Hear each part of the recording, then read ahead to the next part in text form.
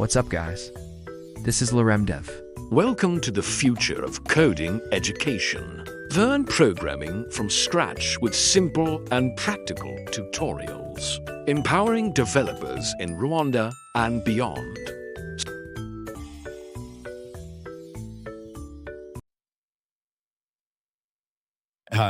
Biligoyo neza aho muri hose yaba mu Rwanda cyangwa se mahanga.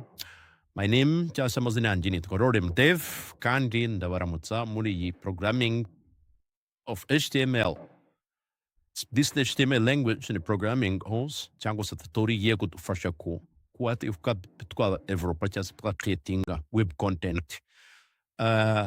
Website cyangwa se web page yicyagicirwa na hisachinsemuko.com cyangwa se facebook.com. Iriya page ubona iri ahantu amafoto n'ibiti byose iriya ni HTML ibiyigize.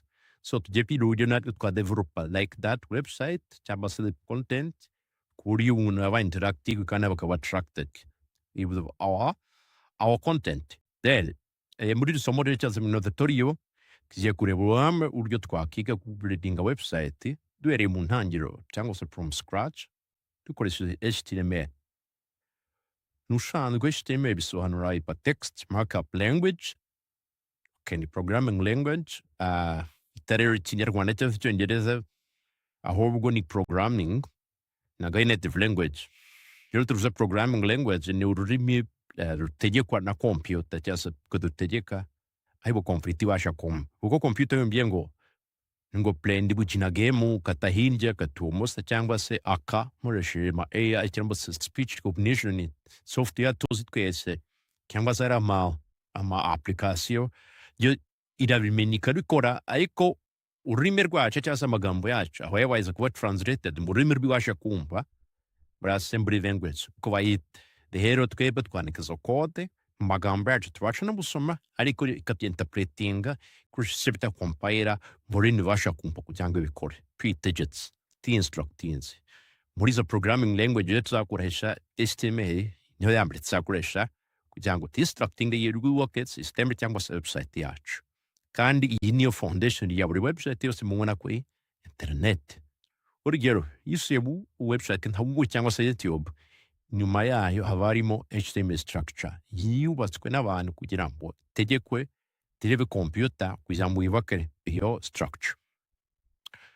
Muri training rero tuziga step by step cyangwa se ibice bine by'ingenzi tugiye kuzarebaho kugira ngo tubashe kubaka website ya just web content.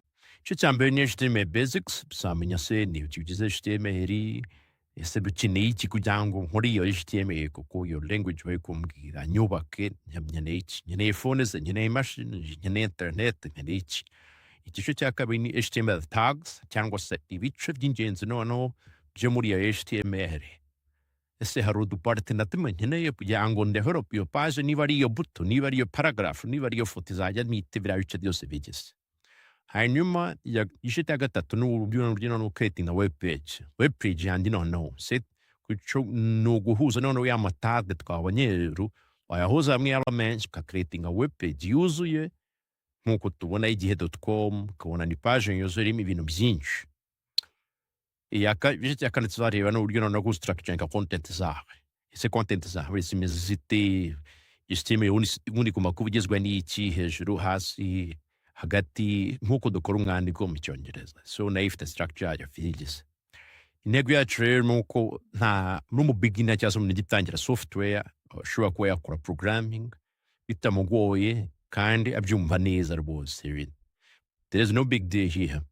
And if you want to TVET student cyangwa se umurezi bikugora kujya understanding the reason why nishyira mu Kinyarwanda no kugira ngo umuntu wese n'umunyarwanda abashe kubyumva.